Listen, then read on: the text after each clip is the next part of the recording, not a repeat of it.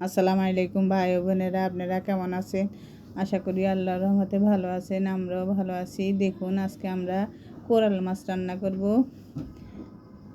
দেখুন, আমরা কোরাল মাছগুলো কেটে সুন্দর করে ধুয়ে নিয়েছি। এখন লবণ হলুদ মেখে রাখবো। লবণ হলুদ মেখে তারপর আমরা রান্নাটা শুরু করব। যে কোনো মাছের মাংসতে লবণ হলুদ মেখে রাখলে মাছের স্বাদ, মাংসের স্বাদটা বেড়ে যায় আর কালারটা অনেক সুন্দর আসে রান্না করার পরে।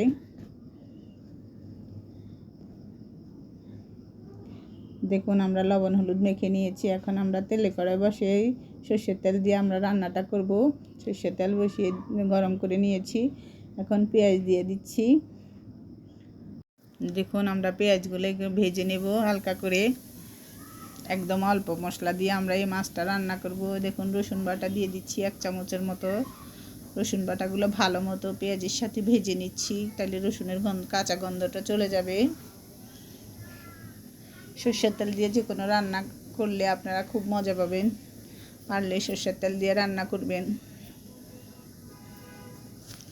দেখুন, 1/2 চামচ গুঁড়ামরিচ দিচ্ছি। গুঁড়ামরিচগুলো অনেক ঝাল, এর জন্য কমিয়ে দিয়েছি। এটা রাঁধুনি গুঁড়ামরিচ। রাঁধুনি গুঁড়ামরিচ খাবেন, একদম অরিজিনালটাই দেয় ওরা। দেখুন, আমরা এখন মাছগুলো মশলার সাথে ভেজে নেব।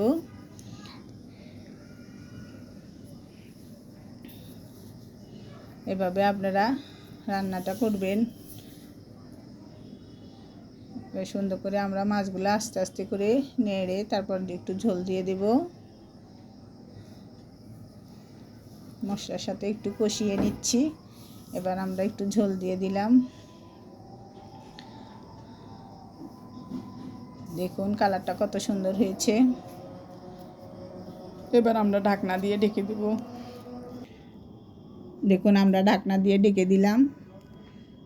অন্তত 10 মিনিট পরে আপনারা ঢাকনাটা উল্টে দেখবেন। আমি 10 মিনিট পরে এসেছি। দেখুন কত সুন্দর হয়েছে কালারটা। এভাবে নেড়ে দিবেন, চামচ দিয়ে আর নাড়বেন না, কারণ কোরাল মাছ অনেক নরম হয়। চামচ দিয়ে নাড়লে সব ভেঙে যাবে। এখন আমরা দুটো টমেটোরে কুচো কুচো করে দিয়ে দিলাম।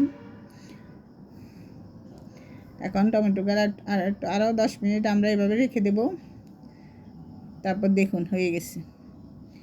এবার আমরা রান্নাটা নামিয়ে নেব। দেখুন কত সুন্দর কালার হয়েছে। একটু লবণ দেখি কেমন হয়েছে। খুব টেস্টি হয়েছে। এত অল্প মশলায় এত স্বাদ হয়, আপনারা বুঝতে পারবেন না যদি রান্না করে না খান। এখন একটু ধনেপাতা দিয়ে আমরা নামিয়ে নেব। দেখুন, ধনেপাতা দিয়ে দিয়েছি, এখন নামিয়ে নেব। দেখুন, আমরা সবাই এখন খেতে বসেছি। খেয়ে দেখব কেমন হয়েছে। এখন দেখুন, তাহিয়া খাবে। একটু মাছ নিলাম, মাছটা কিন্তু একদম নরম হয়ে গেছে, সফট। এত টেস্টি হয়েছে। আপনারা কিন্তু অবশ্যই বাড়িতে বানিয়ে দেখবেন। আজ এ পর্যন্ত, আল্লাহ হাফেজ।